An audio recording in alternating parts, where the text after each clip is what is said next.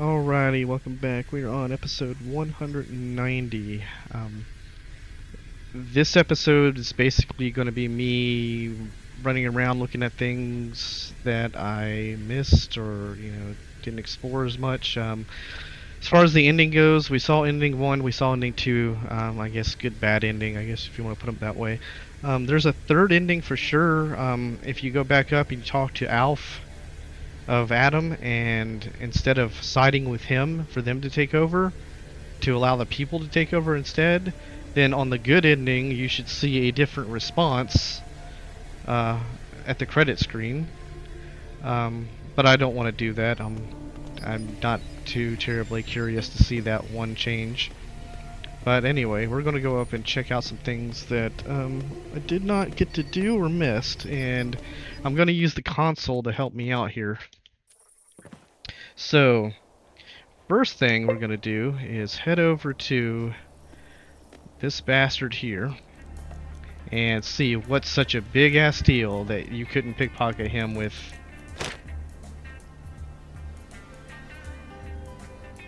90. Like, I couldn't pickpocket this fucker with 90.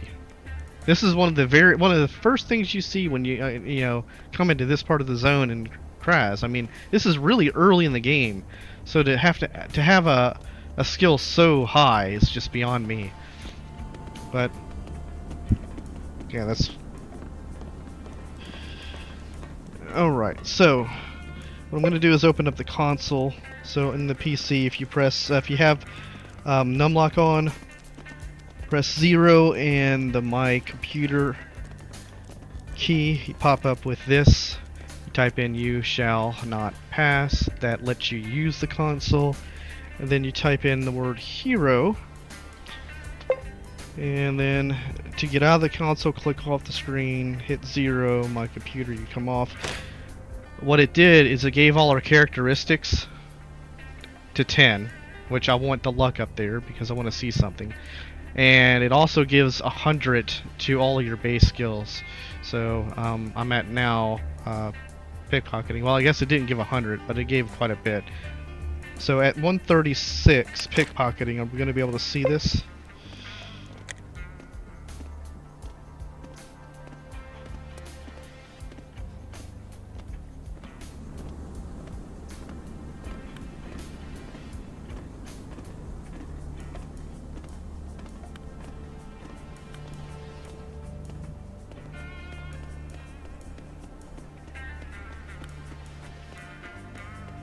Alright, so even at that, it doesn't work. So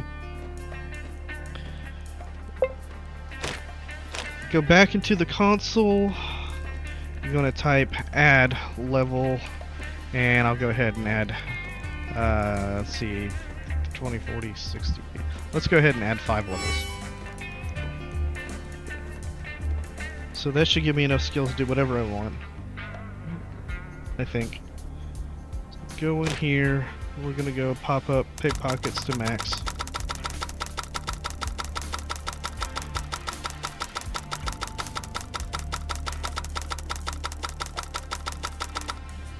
Alright. And what was so goddamn important, right?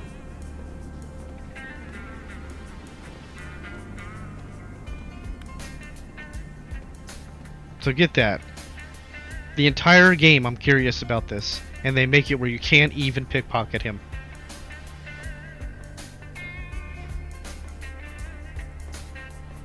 This right here pisses me off. This is something exactly like what Kingdom Come Deliverance did in one of the checks with Henry and Teresa, where you could not pass a check no matter how you did it. They forcefully made sure that you couldn't do it. So why did they do this here? The entire time, anybody playing could have been putting points into pickpocketing specifically for this encounter, and you could never ever pass it. Bad programming.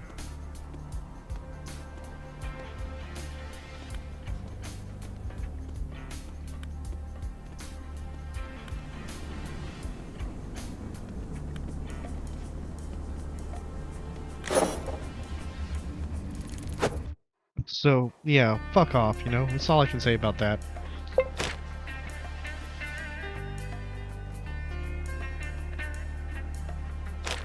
Nothing I can do with that. Okay. So, my other curiosity was there is a section in the factory that I found a skeleton behind a thing I could not move, and at that point I didn't have any grenades and I didn't have any throwing skill at all. Now I have a grenade, so we'll go over there and check that out and see if I actually can blow that fucking thing up.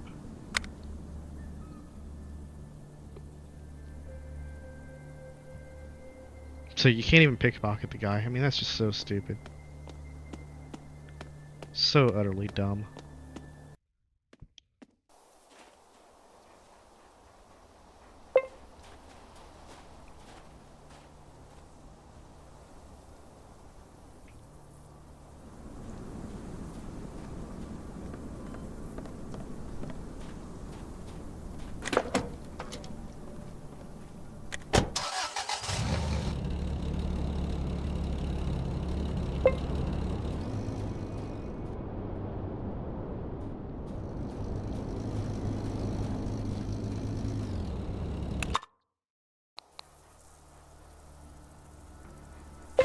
We'll go ahead and change into that because there's toxicity all over this place. Okay, so over here there's a building. This thing. Where there's a skeleton and something else behind here that I can't really see, but this thing's blocking me.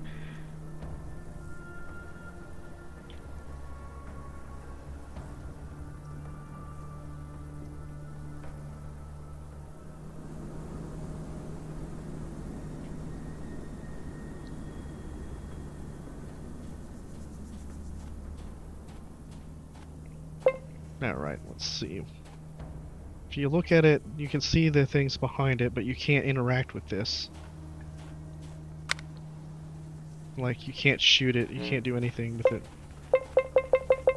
You just can't do anything with it. So, if I switch up to the grenade, and throw the grenade.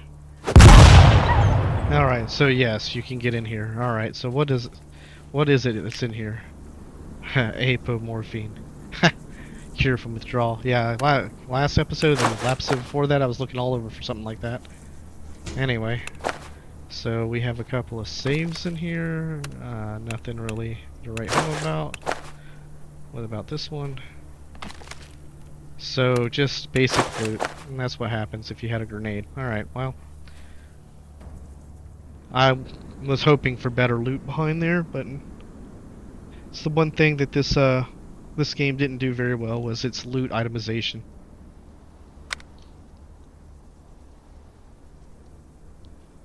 Alright, so that curiosity.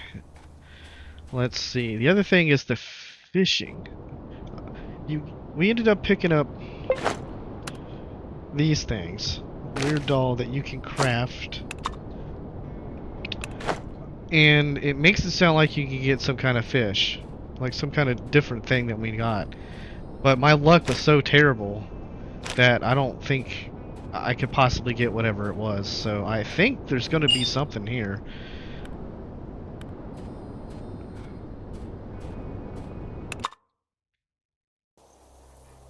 And I don't really want to spend a whole lot of time doing this because I'm not sure if there's anything here or not. But we'll go ahead and try what we have.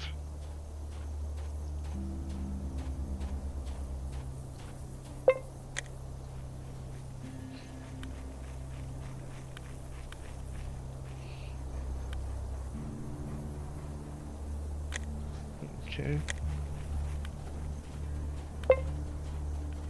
Horn smelt.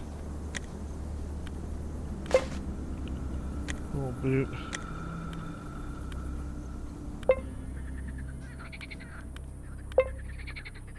Horn smelt.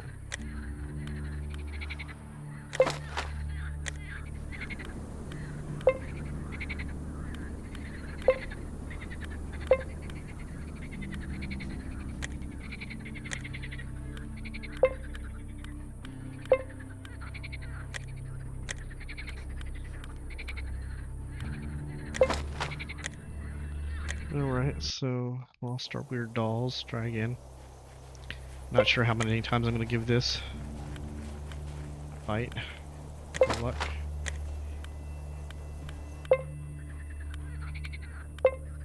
Fight.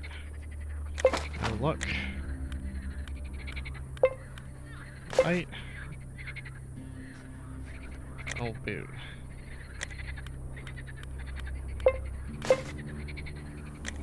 Alright, so it doesn't seem like this is going to be anything different.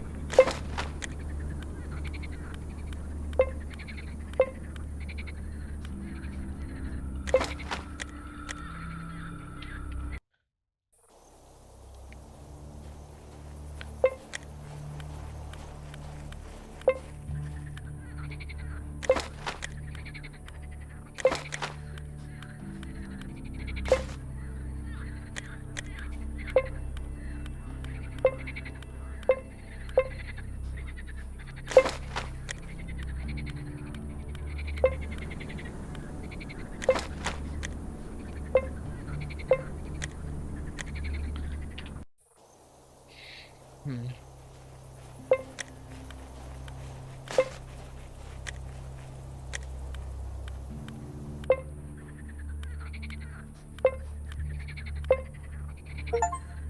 Ah! You're in luck. You pull out small golden fish.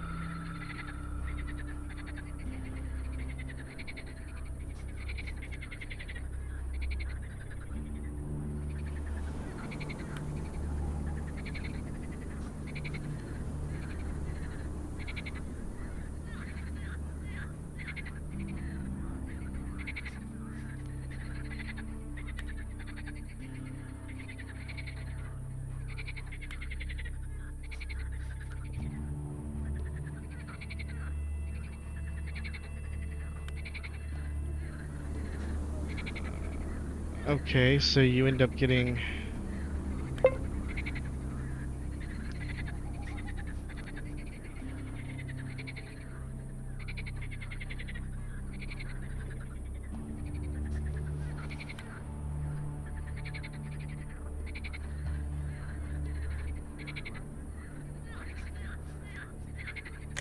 So you can actually get a point, a characteristic point.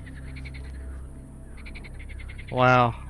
That had to do with luck. It had to, because I fished at this thing for a long time and didn't see anything like that. So, yeah, you could do that. Okay, some other things here.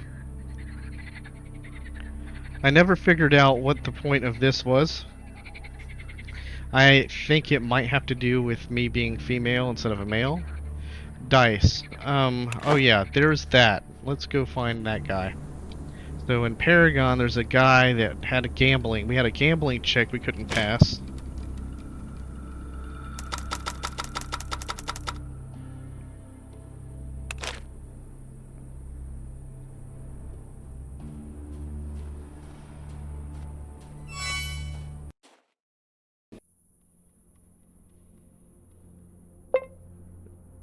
Oh, I forgot about my car. I left my car over here. Oh, for fuck's sake, really?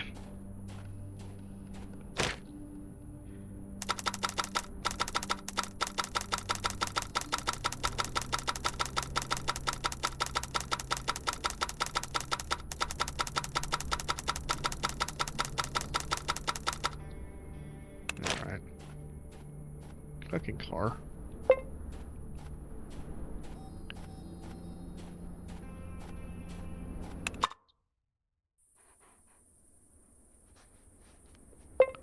Where did I park you? Where are you at? Where are you at? Come here. There you are.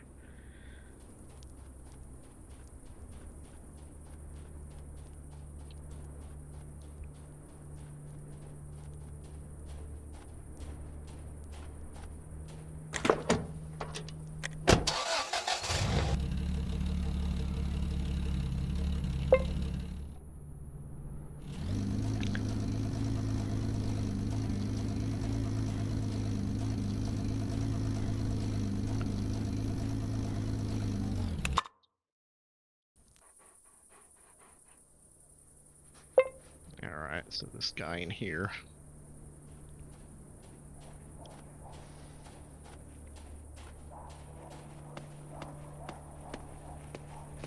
It was this guy.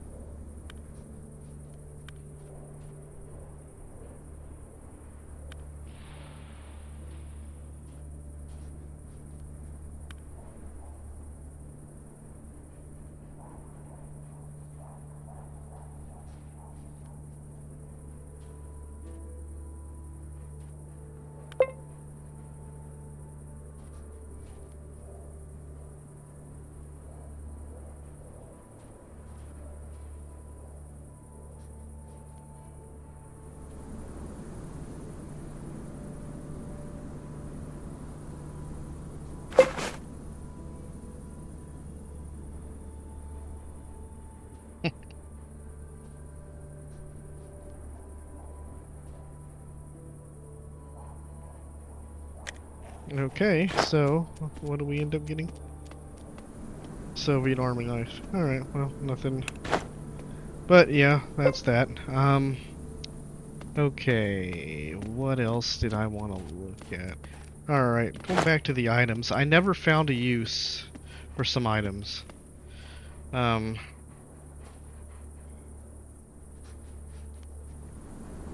I said, that brazier I believe is gender-based. The dice. What was the purpose of this? Oh, that was for just for you to do gambling. That's right. The deck of cards. That's what I was wanting to know. Why? Was it just loot to throw away? It seemed like it was something supposed to be something decent. These medallions, you know, I never really understood what the purpose of those was. We have no idea what to do with this Paleolithic Venus. Why do I need a Geiger counter? The scanner we used, but I don't know, the porn tape, you know, we used that. But yeah, I'd really like to know where this thing goes. No idea. And why is this in the game? Oh, not to mention the sunglasses that we bought and picked up. Anyway, I don't know if there's any other checks in the game that I noted that I needed to get to.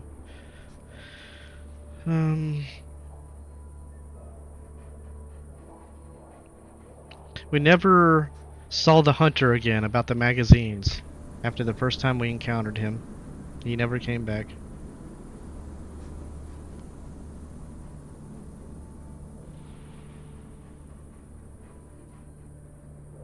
Anyway, I think that's pretty much it. So, okay, final thoughts on the game itself. First and foremost,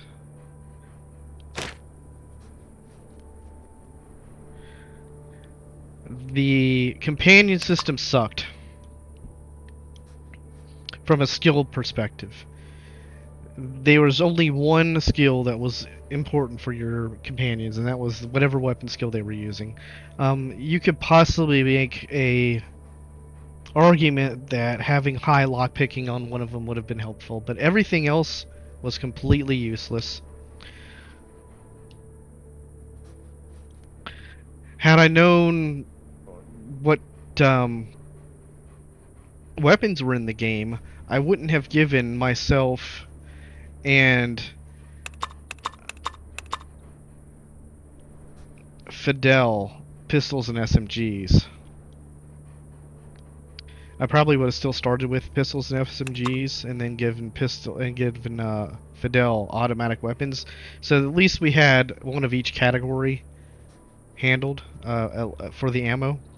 So I didn't get to fire any of the automatic weapons. So there's a lot of ammo that was wasted that could have been used there. So definitely would have done that. Martial arts wasn't bad. Except the fact that Alexander really never could get into range quick enough to make it really useful. So, I mean, it was by far more beneficial to have ranged weapons to just take him out before ever getting into range. But yeah, Zaubers was pretty weak even after you got the armor. You know, there were several times where I had to just say sit and get out of the way because he was prone to dying. So as far as statistics go, as far as characteristics on the main character, let me load up the save that doesn't have all the stats on it. Let's back to first floor.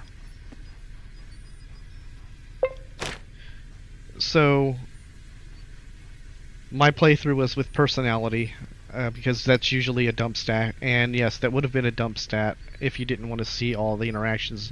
But if you're paying attention to all the videos, there were tons of personality interactions, a ton of them, and there was a ton of attention checks too.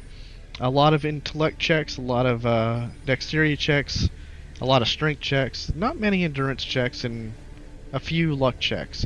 But if I were to do this again, now that I see how the game works, and that I don't care about the personality, you know, now that I've seen it, I don't care about it, I would throw everything into luck. So personality would turn into luck. And, you know, endurance, if you had 10 endurance, you would be a tank. I mean, there'd be nothing that would be able to kill you. Strength, you know, yeah. Dexterity would be your AP, so you would definitely want to do that. So, I mean, I would put 10 on dexterity, 10 on intellect, 10 on luck, and then distribute the rest out between strength and endurance, and say, forget about personality after I've seen everything. That would be another playthrough. Alright, so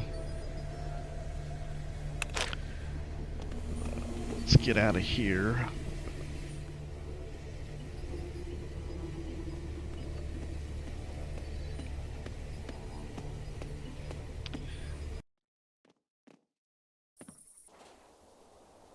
Now, back to character creation. You know, I'm not going to go through the distinctions again, but the ability tree, this was absolutely disappointing. I am level 19 at ending the game.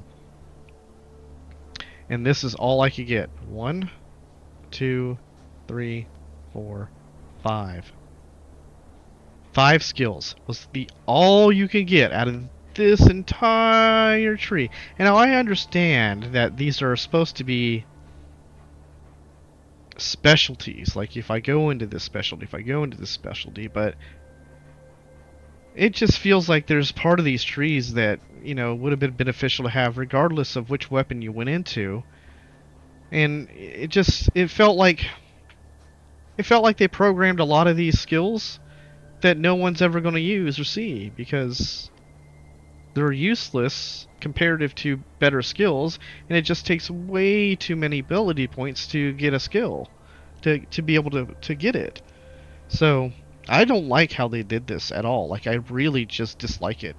Part of playing a game is to build your character, to feel like you're actually building your character. For many times that I'm leveling, it was like, what the fuck? Who cares that I'm leveling up, other than to try to get points for some off chance of passing a check, you know? And you end up needing to have pickpockets to pass a check. You need technology to pass a check. Um, you need gambling to pass a check, and speechcraft to pass harder to pass checks. You know, there's several checks that you're not going to spend points on if you're trying to do your weapon skill. So, and you saw at the end there, I couldn't do the speech check. Now, I actually went back and reloaded that and used the console to give me max speech check and looked at those checks, and it really didn't change anything at all. It gave you a little bit of different dialogue, but the end result was the same. You couldn't get away without killing Fidel, and you couldn't get away without killing the mycelium. There was no difference in using those checks, so you were stuck at that ending no matter what you did, or those two endings no matter what you did. So yeah, I mean, overall, the character development, the skills, and the ability trees, this was not done. It wasn't done well. As a player, I didn't feel that my levels really made a difference. Like, I wasn't excited to get another level. Had I been able to get ability points and spend them every level, I would have been much more excited about playing the game and about leveling up my character. I just wasn't. It just didn't matter. Um, the crafting in the game was terrible. Um, the number of recipes that are in the game, what you can create, you're just picking up junk the entire game. You saw me picking up everything. You're picking up so much junk just for crafting, or you can sell it all, of course, but for the most part it was crafting junk. And you really couldn't ever craft anything that made any difference at all, that you were excited about, that you really wanted to get, that was like game changing. Nothing. It was just bad. The crafting system was fucking horrible. And it made almost all of the loot that you picked up during the game completely useless, other than to sell it off. As far as itemization goes, when it comes to weapons, I picked this Scorpion up really, really, really early in the game at one of the bandit camps that I actually kind of cheesed it, but I got the encounter dead. I picked this up. This ended up being my best weapon for like 70 to 80% of the game, maybe even more. I mean, okay. I didn't use the assault rifles, but yeah, okay. The rifles and shotguns had a lot of, you know, a lot of good weapons. That wasn't bad. But yeah, I mean, I wasn't really impressed with, you know, the battle gun was the best martial arts thing. I don't know. It just left me with, like, whatever. It really doesn't matter. Most of the character development, most of the itemization, most of the things you did was all, like, meh. So it was based on the story. So when you look at the story of the game, I mean, there's a lot of little plots going on, little things going on, and overall it was kind of interesting how the story played out and what was going on. But the people that did the English translation, they were bad. Okay, there were several grammatical errors throughout the entire game, making some sentences seem just completely nonsensical, to the point where you couldn't even understand what the fucking sentence was supposed to imply. It was obvious they needed someone who was very fluent in English and Russian, or, you know, whatever other languages they needed in this game, in order to translate the dialogue correctly, because this was mostly a text-based game when you boil it down. I mean, I did a lot, and I mean a lot of hours of reading, and wow, I mean, a lot of errors came up where it's just so bad, so poorly written as far as grammar goes. It's just bad. Yeah, that's one of my main critiques on that, is just how bad the writing was as far as the grammar goes. Not necessarily the story, but the grammar. I think the best thing, or the most surprising thing to me, was this, right off the bat, this possession thing. That was kind of cool. And when I first started, the very first time I started the game, I didn't run into that guy. Like, that guy was random. I did not run into him, and I didn't get this possession thing. And the possession thing was cool because it added a lot more dialogue options that weren't there if you didn't get possessed. And, you know, with the -1 intellect, not so much the personality, but the intellect, you know, that bases on your skill, and most players aren't going to want to drop an intellect and lose all the skill points for, you know, what this did. But I thought it was interesting. Streetwise also opened up a lot of conversation points. Not a lot, but, you know, some. But they were stupid conversation points, so this wasn't even worth putting in the game as far as I'm concerned. The way they implemented it, they should have done a lot better. Overall, the story, okay, you know, there's a lot of little things. Obviously, with the possession and the deranged, I mean, for a fact, you have some kind of demonic presence in you. So, aside from, you know, any kind of alien encounters that might have been here, you know, otherworldly encounters, other dimensional encounters. I mean, you were definitely possessed the entire time. So, you know, it put to rest. Is there demon? Are there demons in the world? Yes, because you know, it's clear. As far as the mushrooms, okay, so you know, they created these mushrooms in the lab. The mushrooms, you know, were sentient. They created their hive mind, and yeah, okay, I get the story on that part. As far as the endings go, I mean, you know, did the comet destroy us? Well, we don't know. I mean, I'm assuming it will. Maybe it won't. Depends on which ending is canon. I know this game. It mentions the city Trugard. I don't know how to pronounce it. Trugrad or Trugard. I bought that.